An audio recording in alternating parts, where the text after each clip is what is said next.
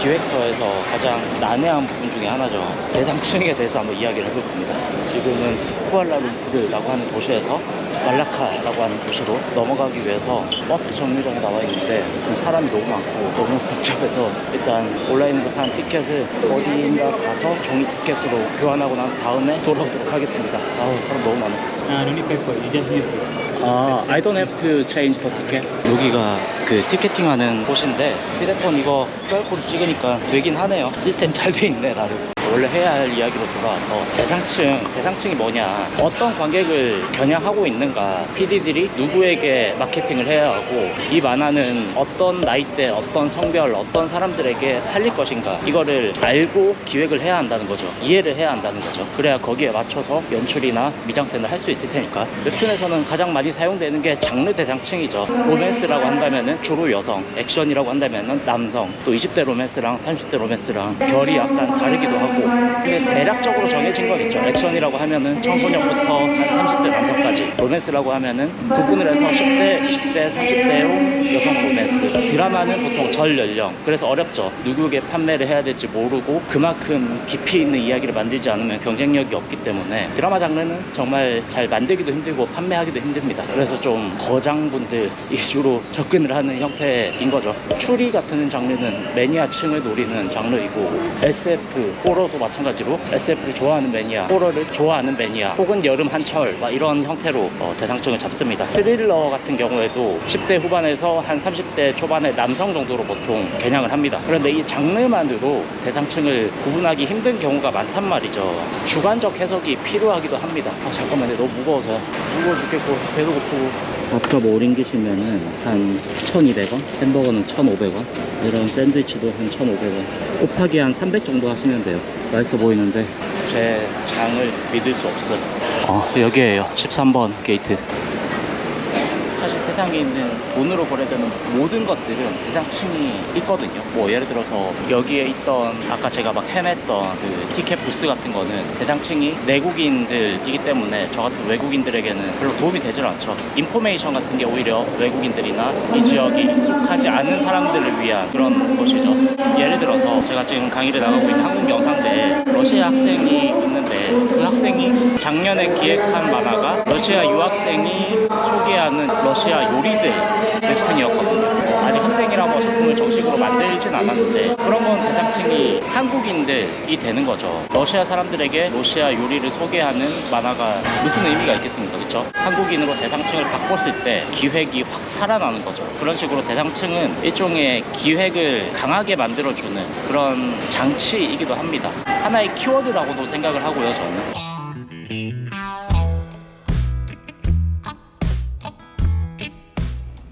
버스로 2시간 반 정도를 달려서 말라카라고 하는 도시에 도착을 했습니다. 정신없어. 이제 그랩을 타고 숙소에 가서 짐만 풀어두고 시내로 좀 나가보려고 합니다. 이거 25,000원짜리 방이거든요. 방 퀄리티가 어떨지 기대가 되긴 합니다. 오, 좋은데? 그 말레이시아가 이게 좋아요. 방 퀄리티가 가격 대비 진짜 장난이 아닙니다. 부엌도 깨끗하고, 와, 이렇게 큰 냉장고가 있다는 게 사실 어마어마한 건데, 침대도 깔끔한 것 같고, 욕실 미쳤다. 와, 보이시나요? 바깥 뷰. 와, 기가 막히네. 테라스가 있는데 여기서 밤에 맥주 한잔 하면 꿀맛이겠다. 바다가 이렇게 보이고요. 기가 막히네. 물론 여기에 조금 공사뷰가 있어서 아마 이 호텔이 조금 싼 것 같은데, 그래도 25,000원에 이 정도 뷰에 이런 테라스에 이런 쾌적함에 에어컨도 있고요. 이 정도면 뭐 더 바랄 게 없죠. 대상층 이야기를 조금 이어서 조금만 더 해보자면요, 사실 가장 좋은 거는 정보성 키워드를 담고 있는 대상층이거든요. 예를 들어서 제가 지금 하고 있는 유튜브에는 대상층이 명확하잖아요. 작가가 되려고 하는 작가 지망생들. 근데 이 좁고 명확한 대상층 때문에 채널의 정체성이 있지만, 반대로 너무 좁고 명확하다 보니까 초기 정체성은 만들기 쉬운 반면 채널을 더 키우기가 난해하단 말이죠. 모든 컨텐츠가 유사한 강점과 약점을 가지고 있습니다. 현명하게 컨텐츠를 만드는 사람들은 메인 대상층을 만들어두고 서브 대상층들을 끌어오기 위해서 고민들을 되게 많이 해요. 그게 너무 잘 안 돼서 현명하지 못해서 채널 사이즈를 키우는 거를 계속 실패하고 있는데, 여행을 이렇게 엮는 것도 여행을 좋아하는 대상층 그리고 작가 지망생 대상층, 이걸 어떻게든 결합을 해보려고 이런 저런 시도를 하는 거란 말이죠. 예를 들어서 미생 같은 경우에도 마찬가지죠. 직장을 다니는 30대 이상의 남녀가 대상층일 겁니다. 드라마라서 좀 더 넓은 확장성을 가지고 있겠지만, 거기에 또 하나의 중요한 아주 좁고 날카로운 대상층 하나가 끼어 들어가죠. 바둑을 알거나 좋아하거나 즐기고 있는 사람들, 이런 매니악한 설정이 들어가면 대상층이 좀 더 선명해지는 거죠. 그래서 내가 만들려고 하는 이야기에 뭔가 전문성 결의 키워드가 있는 것 같다, 그러면은 그것도 대상층에 넣어주시면은 아주 좋은 전략이 될 겁니다. 도시가 조금 이국적이에요. 약간 LA에 와 있는 것 같기도 하고. 근데 이 도시는 어떻게 된 게 인도가 없어요. 차도만 있고, 그리고 횡단보도도 없어서 왕복 8차선을 그냥 무단횡단해서 건너야 되고, 너무 무섭네. 차들이 없어서 다행이지. 그러다가 너무 덥기도 하고 배도 고파서 오늘 아무것도 안 먹었거든요. 대신에 치킨 라이스라고 하는 현지 식당을 한번 들어왔어요. 분위기는 되게 좋아요. 지금 약간 점심과 저녁 사이 일종의 브레이크 타임이라서 손님이 없는 것 같은데 느낌은 좋습니다. 이렇게 한 끼가 나왔습니다. 되게 양이 작아요. 저 양이 많을 줄 알았는데. thank you. 자스민 차이니스 티가 보통 자스민 티죠. 제가 제일 좋아하는 차 중에 하나입니다.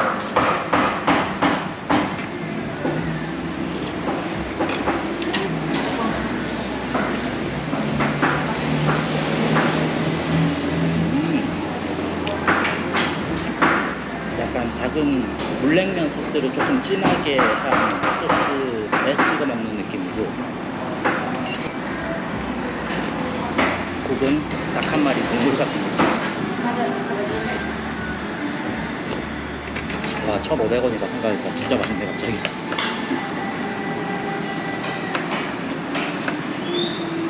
이거 실제로 맛있어. 순식간에 고기 있던데. Can I pay by card? Transfer by transfer 780. 780. Yeah.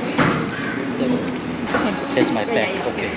돈이 없어서 근처에 ATM기에 현금을 찾으러 갑니다. 좀 뽑아놔야겠네.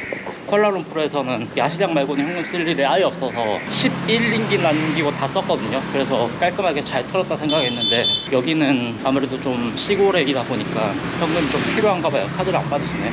ATM이 없어. 5분째 돌아다니는데 ATM이 안 보여요. 거리는 또 이쁘네.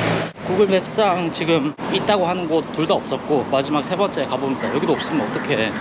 지금 15분째 걷고 있습니다. 밥 한번 잘못 먹다가 이게 뭔 고생이야. ATM기가 되게 많이 몰려있는 듯한 구글 지도 쪽으로 가보고 있는데, 여기도 있을지 없을지 확실하지 않아요.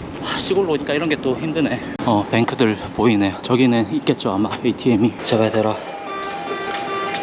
안 되네. 여기 은행도 가봅니다. 있는데 다 가봐야지 뭐 어떡하겠어. 된다. 너무 힘들었네 진짜. 와, 이따 아줌마 도망친 줄 알겠다. Why there's no any ATM in this area? There's only 18 you go. It was long distance this way. Oh, 780. 780. Sorry. Thank you. Here, Yeah, I didn't know. It's okay. It was nice meal. Yeah.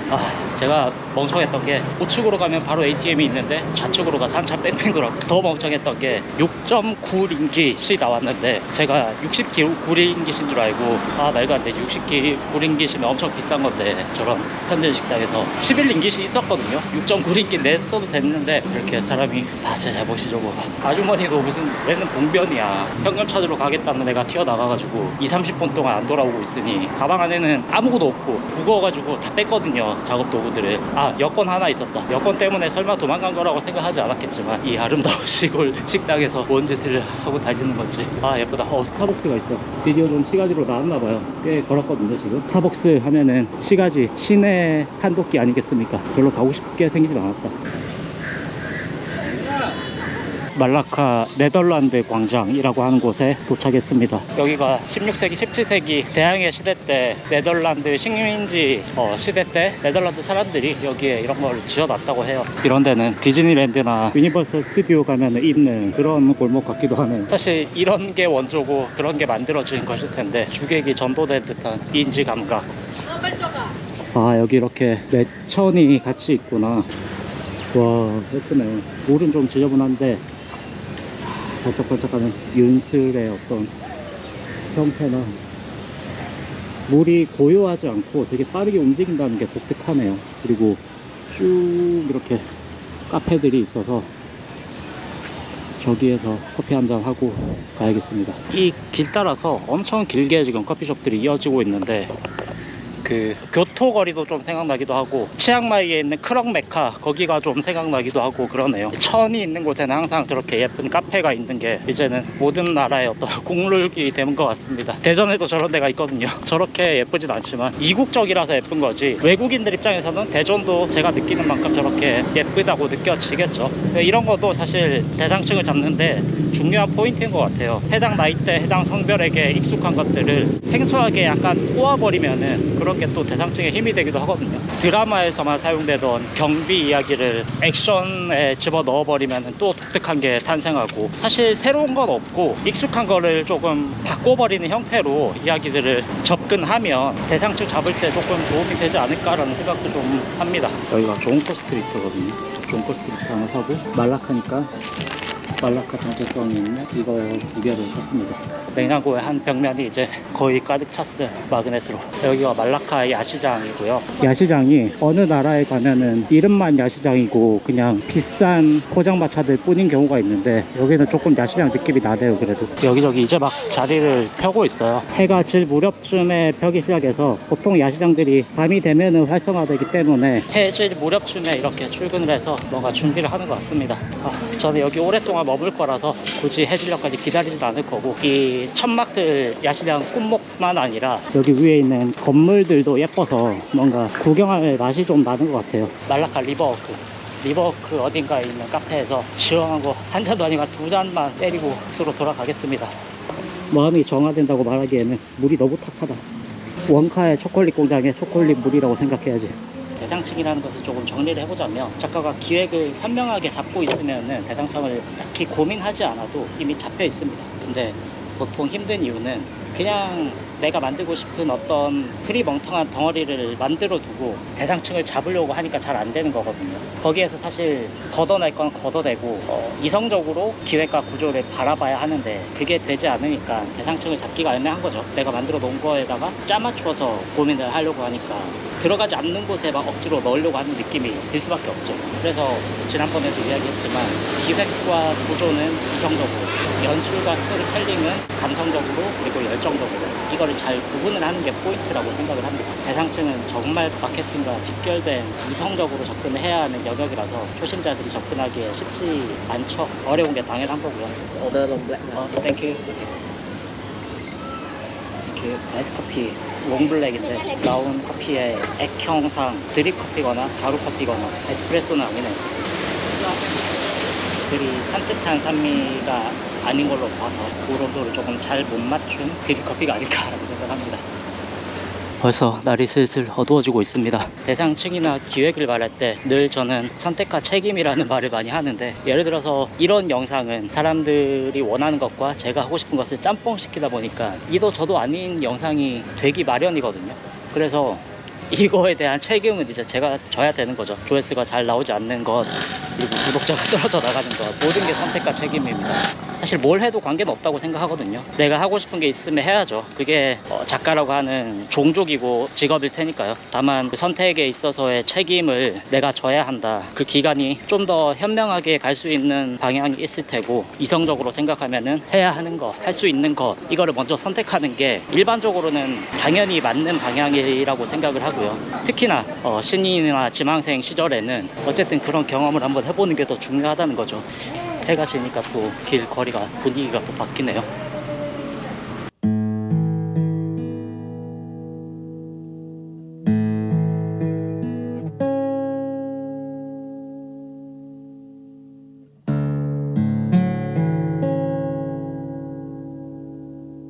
이래야 할지 저래야 할지 모른다면 늘 진리와 같은 말이 있죠. 생각하지 말고 손으로 움직여라. 잘 모르겠으면은 일단 만들어보고 털어내고 또 새로운 걸 만들어내고 그거의 반복. 그러다 보면은 길이 생길 겁니다. 자, 유튜브를 지금 거의 한 4년째 일주일도 빼놓지 않고 계속 업로드를 하고 있잖아요. 진짜 아무도 모르겠지만 저 혼자 이런저런 시도를 한 게 되게 많거든요. 실패한 것도 많고 야금야금 그렇게 하다 보면은 길이 잡히기도 하고 또 헤매기도 하고, 근데 그 경험 안에서 과정이 되게 즐겁거든요. 저는 예전에는 고통스러웠는데 구독자 늘려야 해, 조회수를 늘려야 해, 여기에 갇혀 있어서 되게 힘들었는데 이제는 그 과정 자체를 좀 즐길 수 있게 되면서 고민할 시간에 그냥 만들고 업로드 해보자, 반응 보고 뭐 조금씩 영상 조정하면 된다, 이런 마인드로 하고 있습니다. 뭐 유튜브 뿐만 아니라 뭐가 됐건. 그래서 지금 뭔가 고민하고 있다면은 고민하지 마시고 일단은 생각하는 대로 나아가 보는 거를 추천드립니다. 어느 누구에게 물어봐도 그것만큼 더 좋은 답은 없을 거라고 생각을 하고요. 늘 즐겁게 과정을 즐기는 장작 되시길 바라겠습니다. 감사합니다. 빠밤. 아니, 말레이시아는 육교나 횡단보도가 없어서 이런 길을 그냥 알아서 야생으로 건너와야 돼요. 어떻게 왔냐면 여기서 이렇게 와서 이렇게 건너왔거든요. 여기서는 개구리 점프도 아니고 저봐요, 저기도 막 건너고 있죠, 야생으로. 이쪽으로 아무리 가도 육교나 횡단보도가 없습니다. 오 마이 갓.